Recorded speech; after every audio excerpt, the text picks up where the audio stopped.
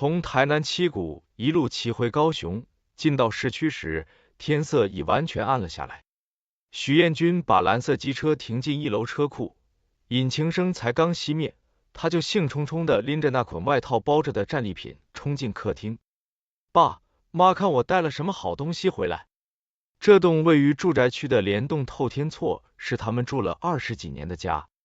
1楼是宽敞的客厅与饭厅，空气中飘着淡淡的饭菜香。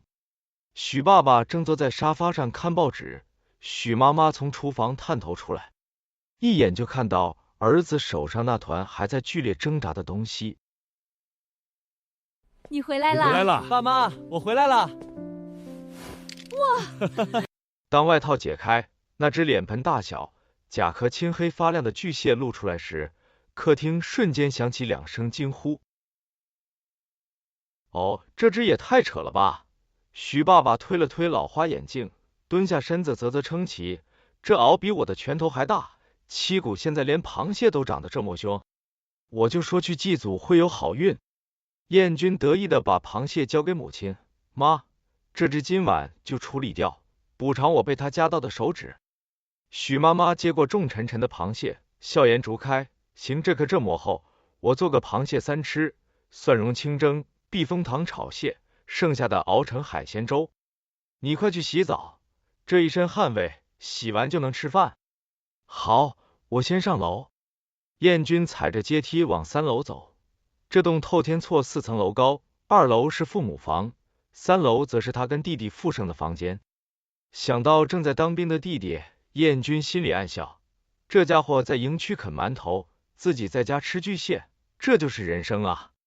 洗完澡，换上一身干爽的背心短裤，彦军下到1楼，餐桌上3道螃蟹料理已经冒着热腾腾的白烟。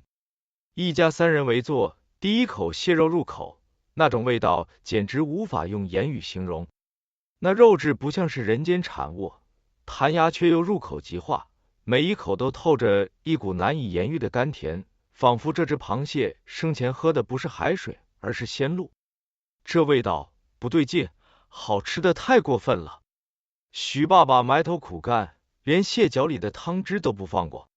对啊，感觉吃下去之后，身体暖暖的，很舒服。许妈妈也难得的连吃了好几块。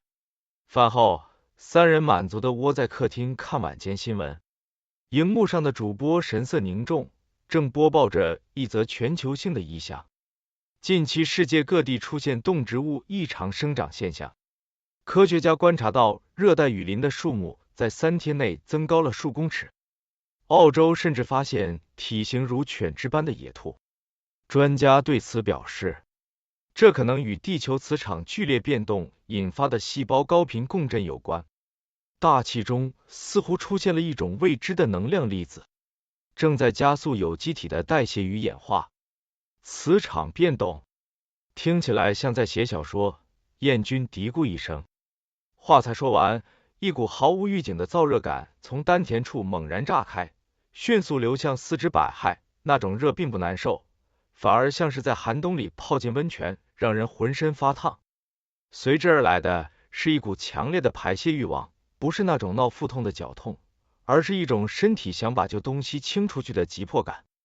哎呦，我不行了，我要去厕所。许爸爸脸色微红，抓起卫生纸就往楼梯冲。我上2楼的。我也要去。许妈妈也起身。1楼这个留给你，我去3楼。彦军二话不说，长腿跨步直接冲上3楼房间外的厕所。接下来的半小时，许家透天厝的各个楼层都传出了规律的冲水声及洗澡声。当彦军再次回到1楼客厅时，他觉得身体轻得像能飞起来。爸妈，你们也……他愣住了。客厅里的父母正互相对视，满脸惊骇。许爸爸头顶原本明显的白发竟然全黑了，整个人看起来像回到了30几岁。许妈妈皮肤上的斑点与细纹消失殆尽，整个人容光焕发。而父母看着他的眼神更像在看怪物。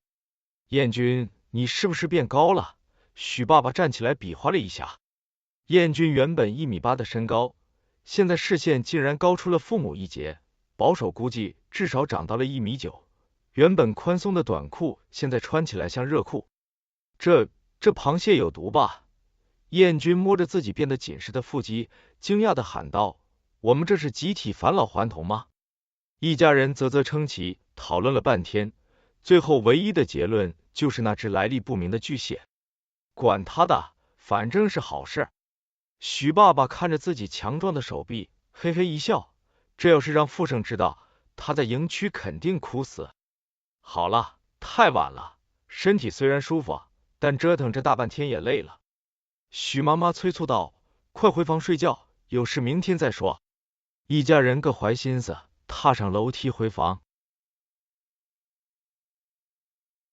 燕军上4楼佛堂拜拜时，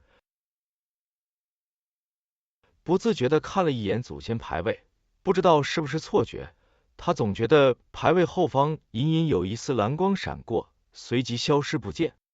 回到房间，燕军躺在床上，脑海中不断回放着下午在鱼龙镇机看到的蓝光与那颗没入后背的黑石。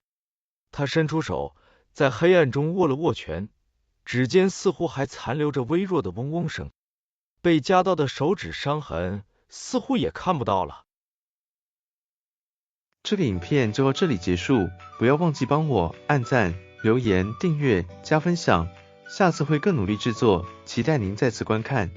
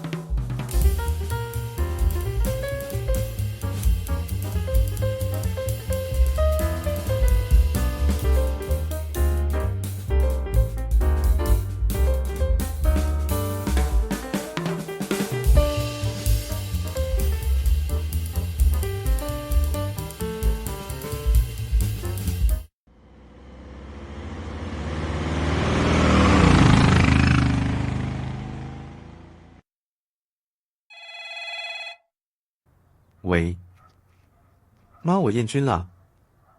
我今天去祖塔拜好了。现在我在电视说的古早时代的护春阵法阵基这边，就随便看看。晚上回去吃饭。好，再见，拜拜。我们龙山里外围形状就是一个鱼龙阵，鱼龙阵阵眼就是龙山宫。而东边的风水阵基就是我们小时候常去游玩的地方。